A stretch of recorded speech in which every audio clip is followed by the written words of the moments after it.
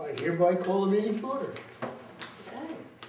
And the first item of business here is to review and approve the minutes of the meeting of February 12th. Do I have a motion? I'll make a motion to approve them. A second. Are there any amendments to them? Okay, it's thus moved and seconded. All in favor? Aye. And I am in favor as well, so the motion is passed. The next one's going to be the biggie here tonight. Resident and citizen participation, and we're expecting to take comments on the implementation of the smoke-free policy at Moorcourt, Ledgewood, and Melrose. Yeah. I guess before we start, I got a question. Is this something that we did ourselves, or was we told to do this by HUD? This is a HUD mandated, and we may have sent this to you all, but we weren't sure. We sort of panicked over the weekend and said, I'm not sure it's that. So the most important thing, I think, for you tonight, in each of your packets, I'll send this down to you, are the maps that we've developed. 2 of them are for Ledgewood, and 3 of them are for Moorcourt. And basically, the map, the brown areas are areas that permit smoking. The green are smoke-free. The HUD regulation says they have to be 25 feet from any building structure. We have made some exceptions, and I know Lynette is here to talk to you about one, because in some places we don't have 25 feet.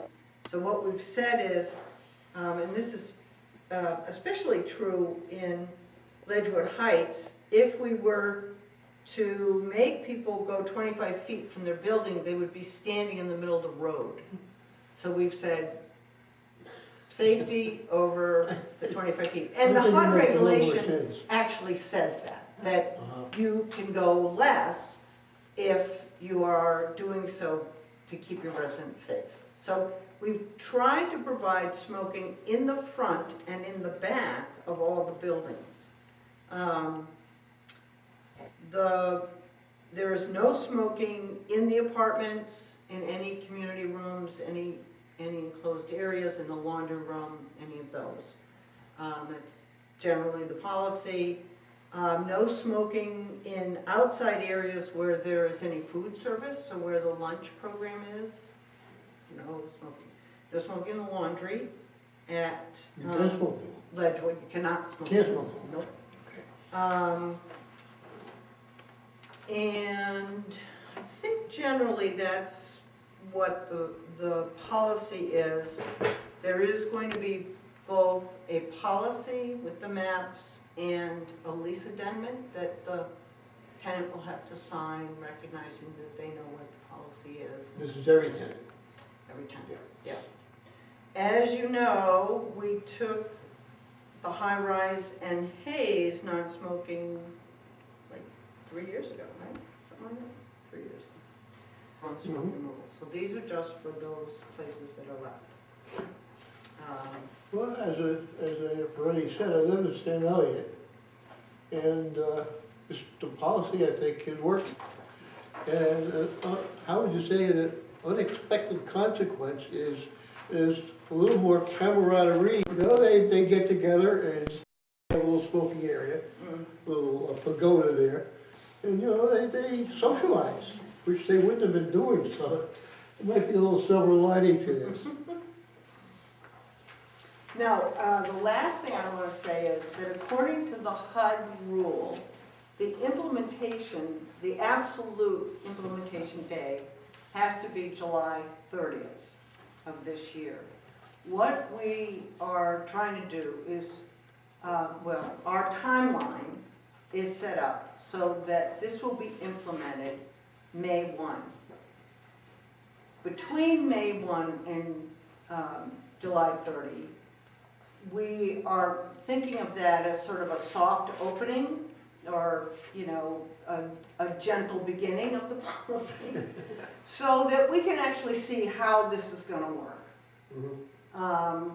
You know, is it gonna work as we have laid it out on these maps? Is that really gonna work for people? And it may not, and that's building in some time for us to really refine that, and for the residents to work with this policy, and to see, yeah, that doesn't work, no, that does work, this doesn't, could we have this area for smoking, or whatever, but it gives us about 2 months to start the policy, to get people not smoking in their apartments, to get them outside, the weather will be better, and then in July we will finalize these maps and finalize where the lines will be in terms of smoking and So we non-smoking. may get some input that what we've That's what we done want. needs a little bit of Yeah, modification. that's exactly what we want. We want that input as people start. Now, how would they get the input to us? They'll tell the property manager, we'll hold, there's gonna be a lot of resident meetings. There's a very, I would say, aggressive or robust program to help people stop smoking at both the properties and at the hospital.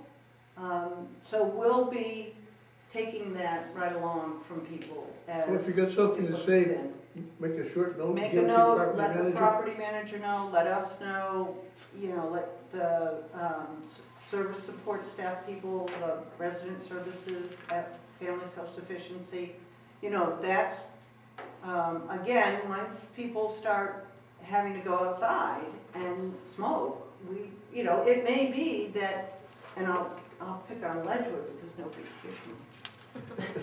Thank you. I won't pick on Moore Court, how about that? But over here, in, let's see, these buildings 8 to 29 or something, those are the It's ones, 24 to me. 24, you're right, where at some parts of the sidewalk are, you know, they're only, they're like 10 very feet wide. at best from But it's a smoking from area. the building, but the sidewalk is the smoking area. So, you know, somebody in one of those units may say, you know, I don't want people smoking out in front of my apartment. Every door you come out hits a smoke area. And then we'll have to, but remember, there's a walkway that goes from the building to the sidewalk, and that's no smoking. So you cannot smoke right out front of your building. And in many cases, they share, or they're quite close to another doorway. So this at least gets it out. In some cases, it's 20 feet, and in some cases, it's less. These are, by the way, they're storage sheds. So people don't really live in there. They live here.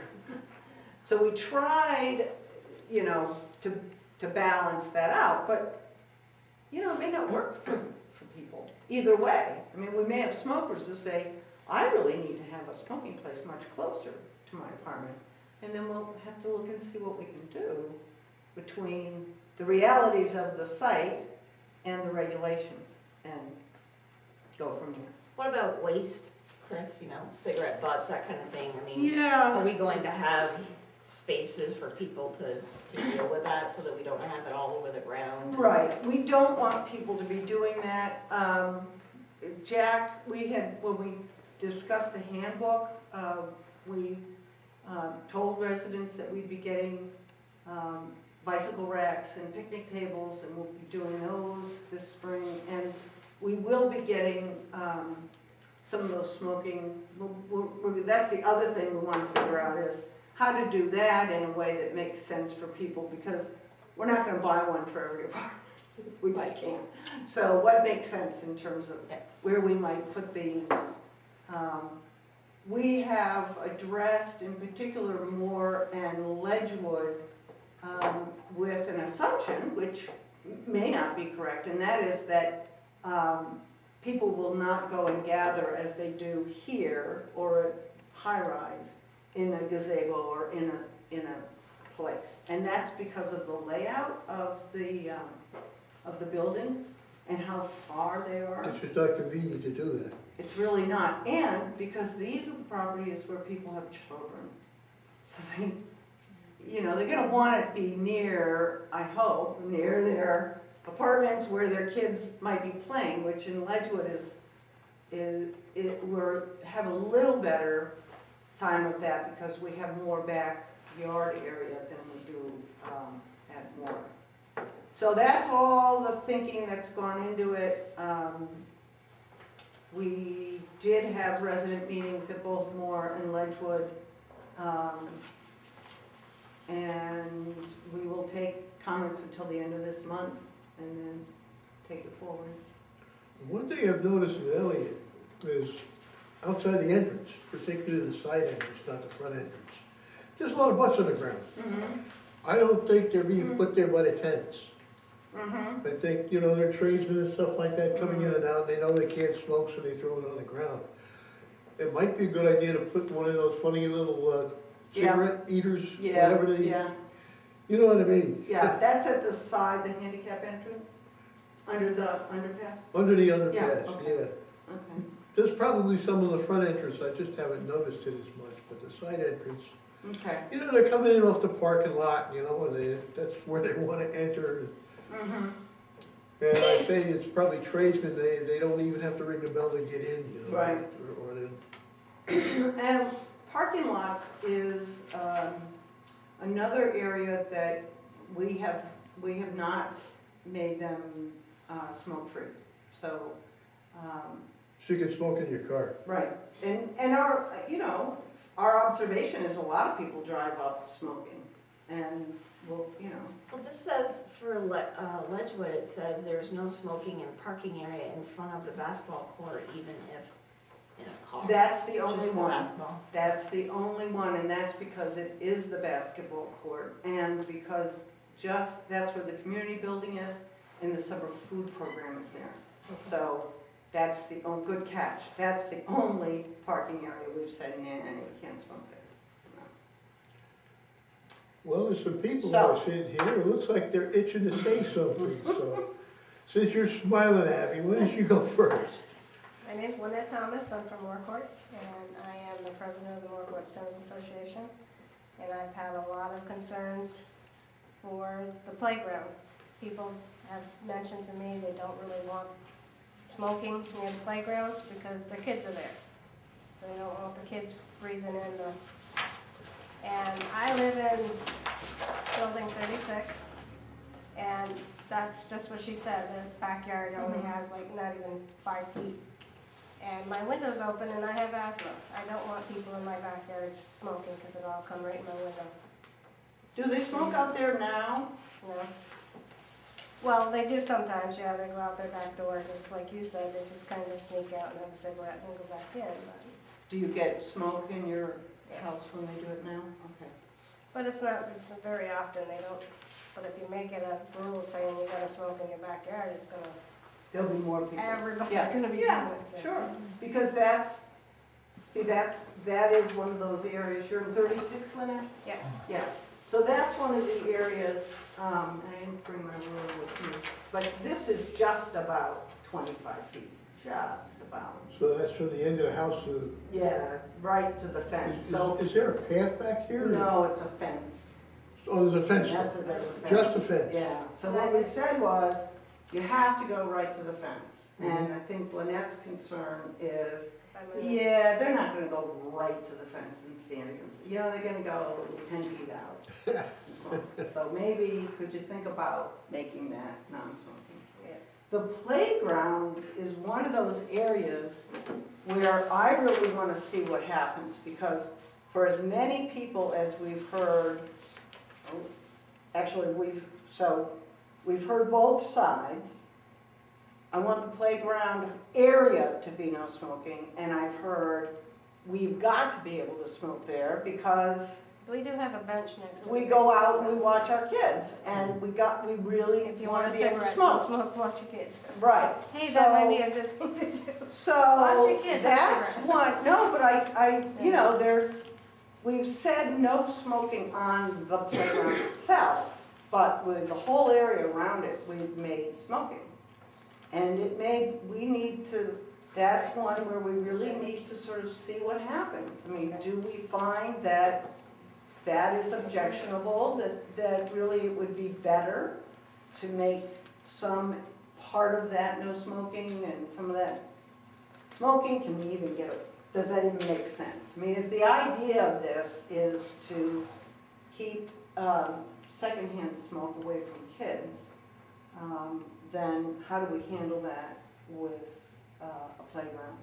I think you're kind of working at cross purposes there. But we've got a lot of people at these properties that smoke, and they want to be They able to want to go watch out the kids. and they want to watch the kids and have a cigarette.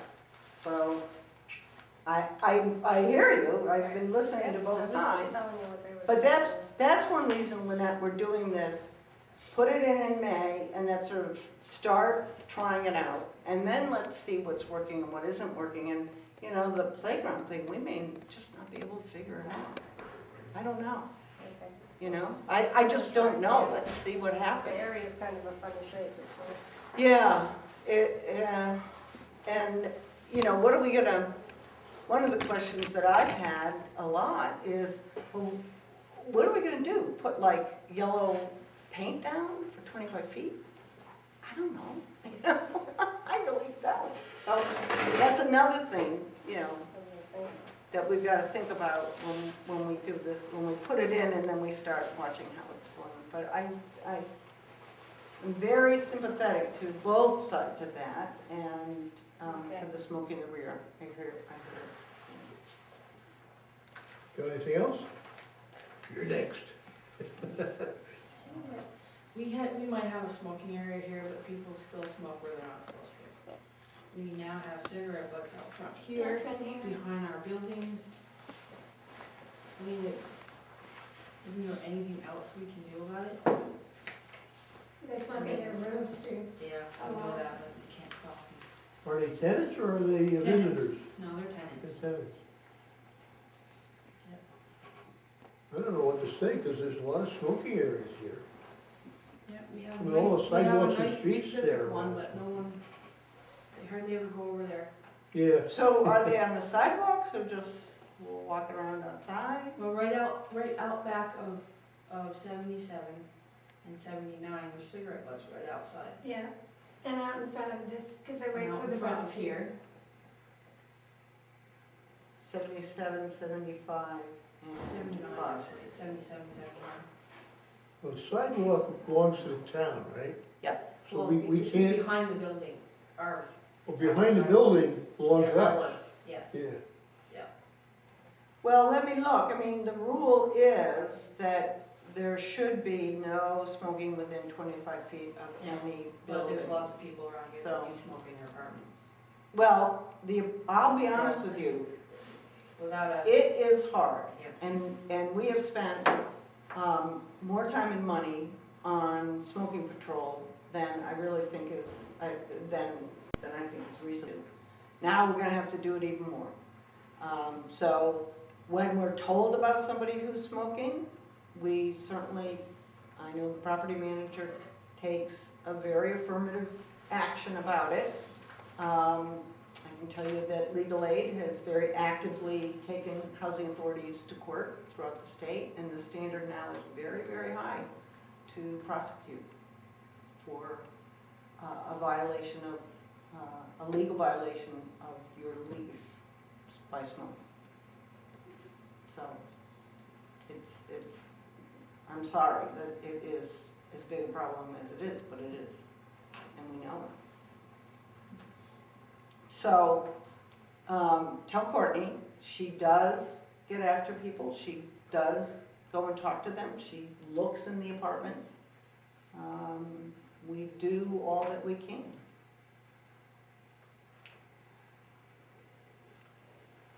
I wish I could, Yeah. I wish I had a better answer, but I Yeah. don't. you want to add your 2 cents? I think it's hard, it's impossible in a way to enforce. But I wouldn't go so far as to say impossible, I would say difficult. very difficult. Yeah. I know something, because I'm the target of it, and they, you know, the last time, you know, it was a car issue. You know, I had a car and I parked it in front of my place, and I told them, I said, I watched it for like since I've been here, and there's been an empty spot in front of 43. And I parked it in front in number 4, and that's the guy with the blue SUV, and I said, I was watching it for like 3 months, 4 months, before I even done anything. So I went to the office and told Jen, I think, and I said, park it over in visitors. But it didn't pass inspection, but I got rid of the car, so the space over there, and I know what they're gonna do, they're just gonna, in the spring, put lines and numbers and whatever. But when it comes to smoking, I was a target to a note on my door, like, you know who the effing you are, you know, and look, you don't put your name, you know, I'm not gonna confront you. You know, you don't wanna be, you wanna be anonymous, but when I'm sitting in my apartment in number 5, which is on the upper right, and I'm there in the window, I can smell smoke coming over in my apartment, but I suspect it's from the left side, you know, or the bottom, but he might have his window open and it's coming up. And then the note was concerned to the guy that's putting cigarette butts out on the post, and they said, you're putting the cigarette butts out on the post, and you know who the F you are. You know, I'm not going to get in no big frickin', you know, confrontation with a person, but I put a towel in front of my door in the bottom because I can smell smoking in my building, but I'm not going to, when I smell it, knock on doors and, you know, find out. But I think it's a, you know, like anybody like Cheryl or me, to like, I can identify the person, you know, I could say, you know, the person that's putting them out on the post is the bottom left apartment, you know. Butch knows that he sees them, I see him, and, you know, he walks like 10, 50, 20 feet from the building or over here, and then he goes back to his apartment and puts the cigarette out on a post. You know, I'm not going to tell him you can't do that. I mean, I can, but... No, the thing for residents to do is to tell the property manager and the assistant property manager, and then we'll follow up. Yeah, I think my building, there is some people smoking to the point where, and yeah, you want to be lazy, you don't want to get up, you've had a few beers, or in the winter it's hard, you know, you don't want to go out in the cold, you know, and most people, I don't see anybody out there except, you know, people from 41 or way over, they come all the way down because they want to get outside, you know. But I got not too many complaints, like they got an individual that likes to use the TV for control on their own portion. But I got a universal remote and I program it, and I have, I can turn it on, turn it off, change the channel, but we just got it back, you know, and I really appreciate that, however it went down, because I enjoy cable. I mean, when I pay my bill off, you know, I'll be at my apartment, but a lot of people use that.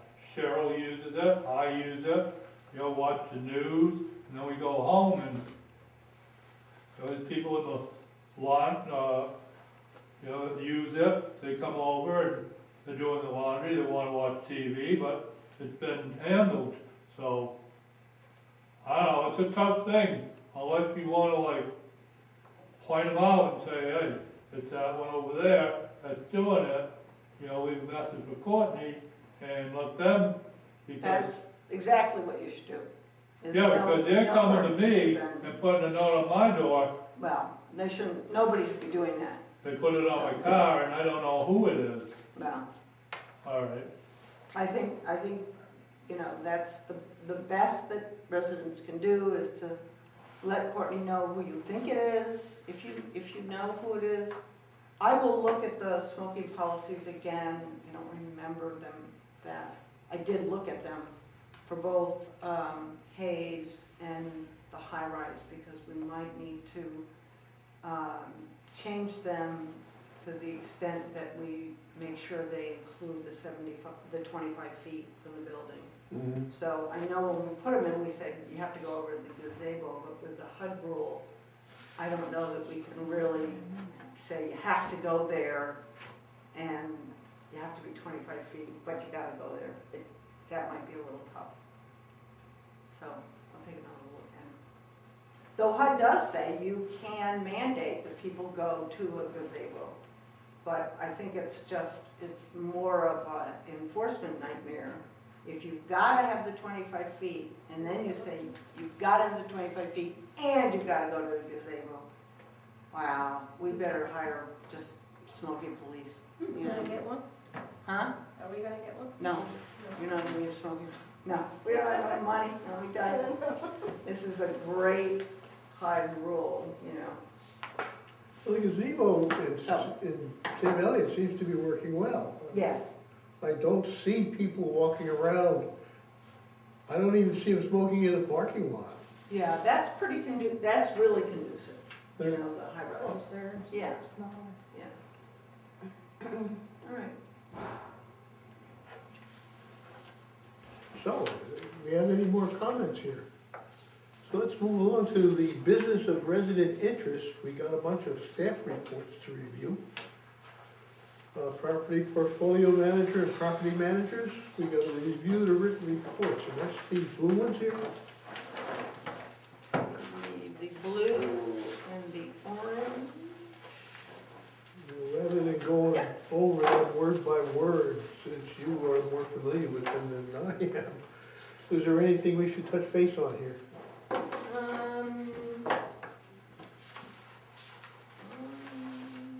They just started the sprinklers back in Sam Elliott. Yeah, yeah. You're gonna wake me up early tomorrow to put a sprinkler in my house.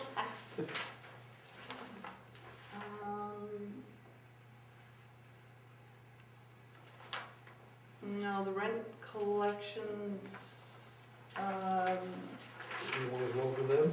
well, they're just, I'm looking at them again, refreshing my memory here. They're better and more, and Ledgewood has, they're just creeping up. So, but better overall, I have to say. Well, it's income tax refund time, right? Well, So we yes. always see a little bit of an uptick there. Yes, we do.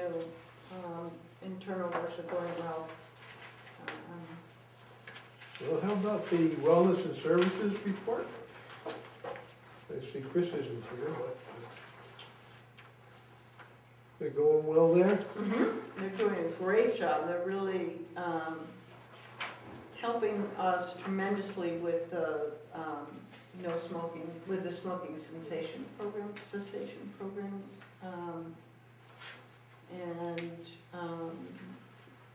Lorelai's here. Do you want Yeah, to you wanna say have something, anything to Lorelai? add to your Or should we just give you a hand?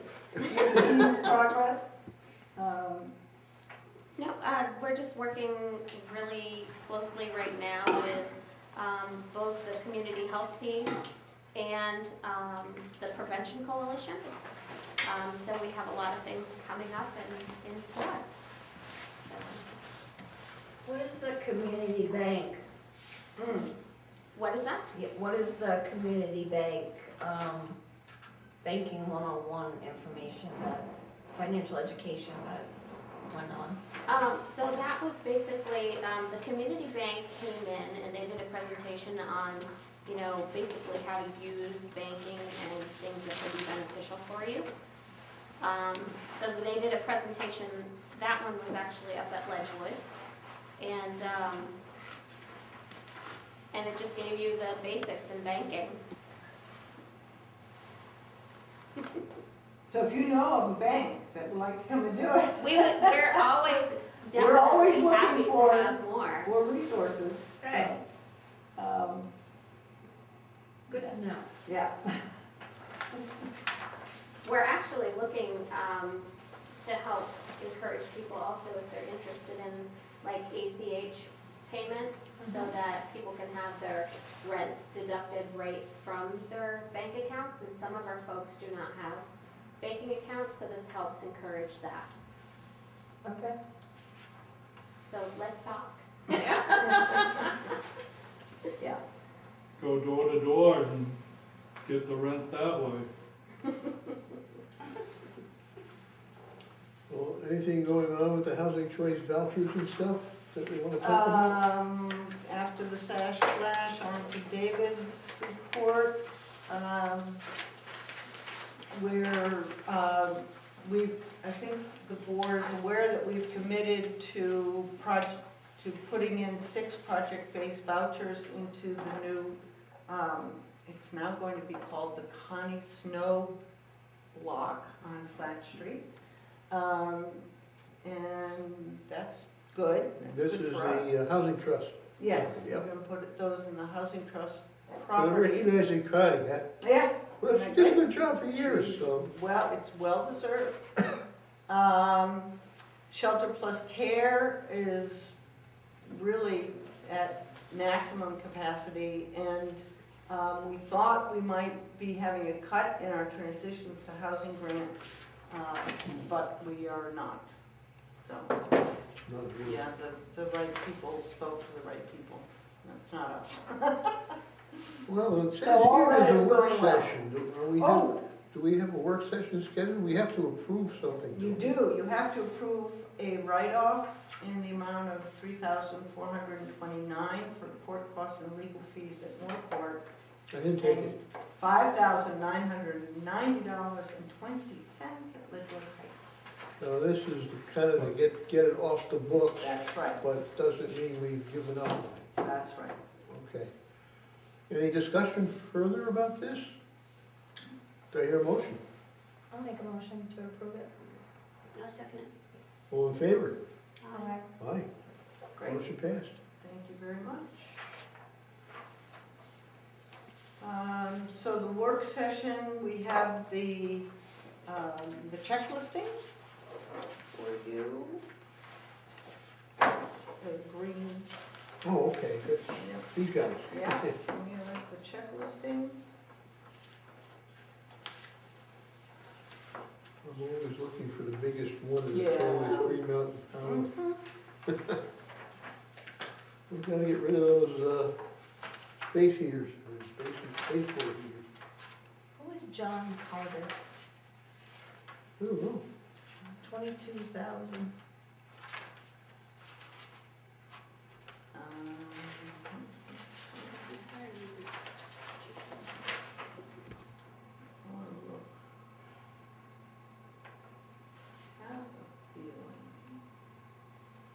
That is the sprinkler installation at the house. Okay.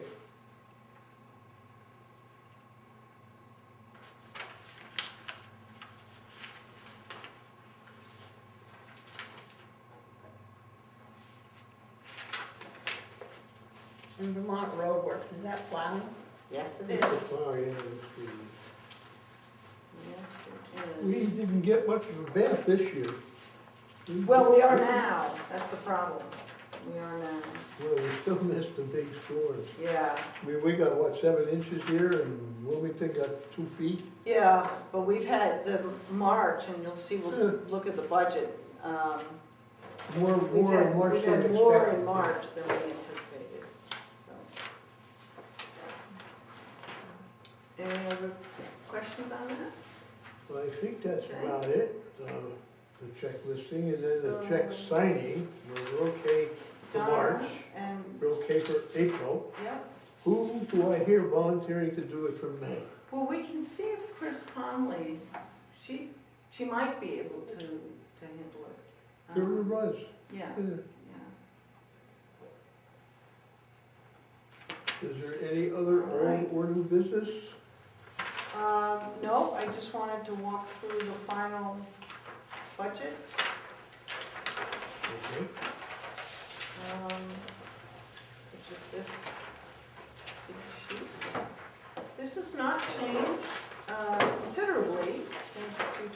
about it before.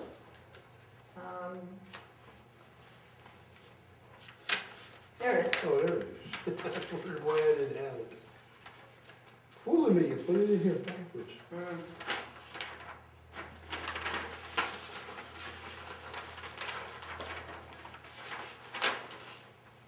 So,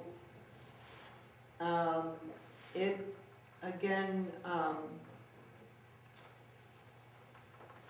takes our total income by, grouping public housing, vouchers, the service programs, our, tax credit properties, and, gives you the total income, and then our direct expenses, which gives you a total contribution, which in all cases is positive in the projected budget.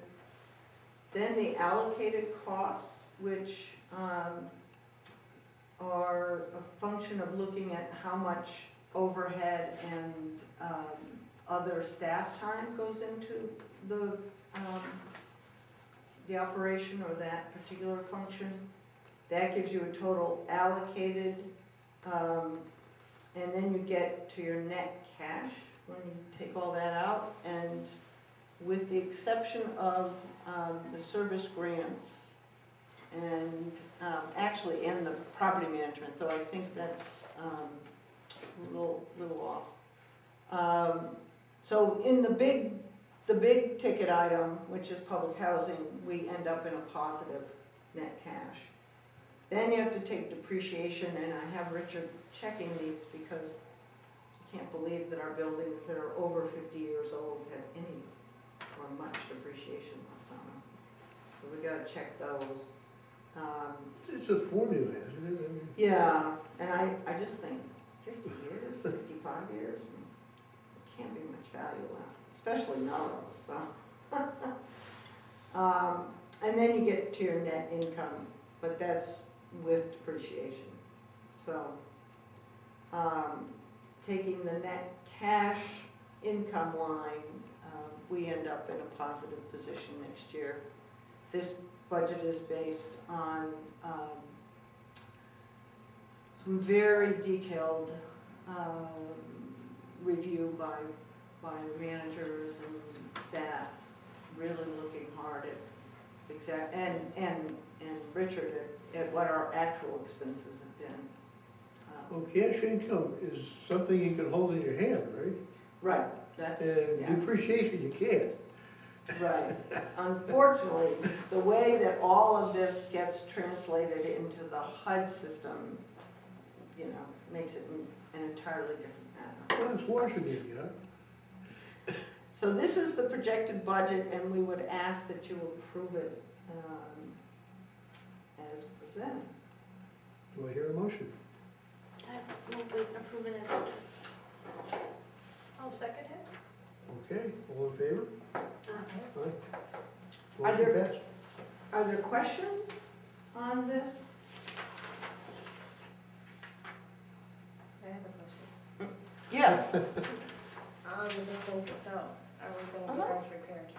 Are you gonna get your buildings repaired? We need new roofs, we need new windows, we need new doors. A lot of money going out there, but hasn't been worked on in almost 20 years, so. 15 years, sorry. Yeah, we've 15 done years. I some, know a little over. 15. yeah, we've done some work. The short answer, well, the answer is that for all of the property that is held in the public housing inventory, we probably need $6 million in capital fund to do the repairs that are needed, and we get $340,000. Okay, well, I just see all these So- buildings being built, and I'm going, our building needs repairs, but, you know. Well, That because, shit comes first before. no, because the system, the Vermont system is geared to building new buildings, not renovating public housing. We can't get state money to fix public That's our housing home, that's in where Vermont. we live. I know, I'm just telling you the way it is. Okay. We are dependent on the $340,000 that we get from the feds. And, you know, Doesn't go very far. it goes nowhere, really. So we have to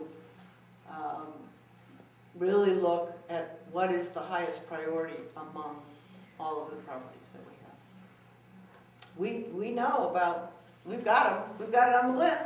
It's all on the list. Are there grants that we can apply for based on the fact that we have a structure that hasn't been repaired in so many years? Is there anything at the state level? No. We've got mold on the outside of our building, we just, Well, we have to fix that ourselves. The way these things seem to happen nationwide is it's gotta be disaster first. I just don't want our building going under because of. Well, it's not gonna go, it's not gonna go under. One of the things Just that fall we, down. yeah, I don't think it's gonna fall down, but one of the things that we do have funded is a capital needs analysis of all the public housing properties. So that will be very helpful in assessing the capital needs of the buildings. Some things are pretty obvious. So that is in our work plan right away, because we really do need to do that. Thank you. But that doesn't guarantee, I know, but that- at least you're gonna try, right? you know, That's the way. it's really depressing to do it. The last time I did it, I came up with $9 million in need. You know, I did a really, really in-depth capital needs analysis of our public housing properties, and I came up with $9 million. This was 15 years ago. And we get $340,000 to do that. So how much did Ledwood get So, when they got their insulation and their, Ledgewood, I can tell you we have spent over the last 23 years probably a couple $1 million in Ledgewood to fix what were some very, very serious building issues that were construction-related issues. There were also a lot of site issues there, so we spent about $2 million. We put a lot of money into the high-rise, new elevators, the whole sprinkler thing. I mean, we didn't want to do that. The state came in and said, we're not going to approve anything unless you put in sprinklers. So now we've taken all that capital fund money for 2 years and only put in sprinklers. I mean, there are a lot of people that are telling us what we have to do with this money, and it's not a lot of money. So we will do the capital plan, and then based on that, we'll have to make some hard decisions.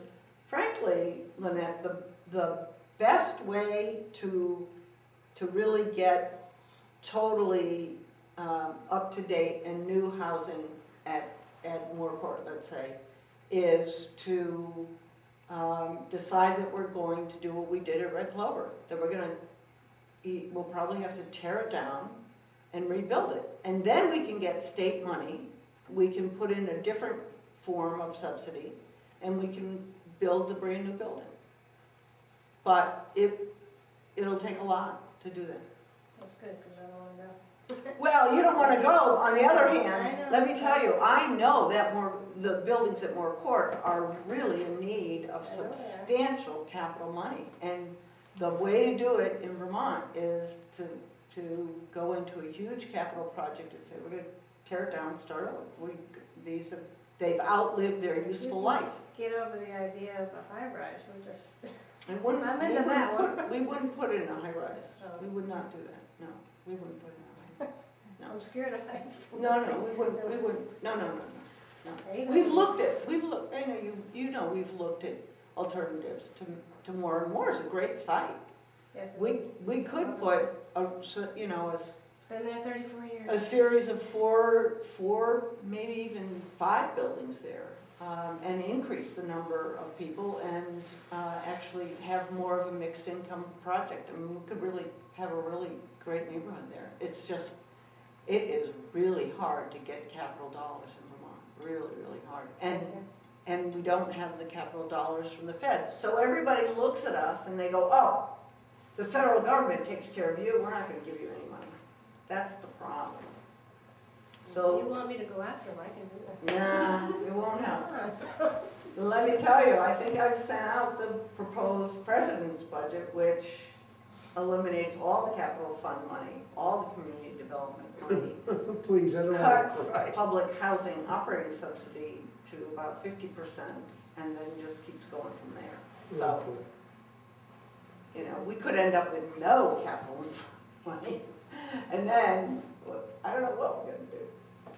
So, yes, we hear you, we know about it, actually, Jack's right on it, he knows exactly what we need. It's just a matter of, you know, you've got 50 buildings, including the high-rise, and very little amount of money. So you do what you can. Thank you. But thank you for bringing it up. The other budget item that was here is a budget for this year, end of December. And it's in positive columns, which is great. This is the public housing, all properties. It's got June, September, and December, and all I can say is, don't take this to the bank, because one year, we got all excited because, wow, we look so great, and then we had a March like this, and we ended up losing about $200,000. So we are in good shape, and I commend the staff for doing a really great job of budget management, and Richard for really helping us with that.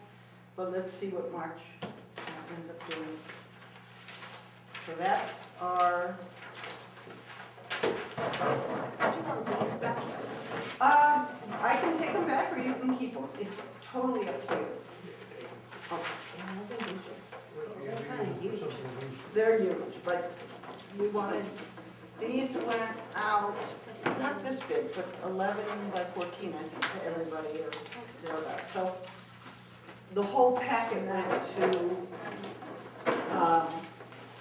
all residents in these particular developments received a map relative to their building and all of this information. Looks like a lot of work So went into making those. somebody used to be a town planner. She just whipped out her old stuff. Well, is there any more business to discuss? I don't have any. Do you, any of you have? Do I hear a motion? Make a motion to adjourn. Second, all in favor? Aye. All in favor of adjourning, signify by leaving.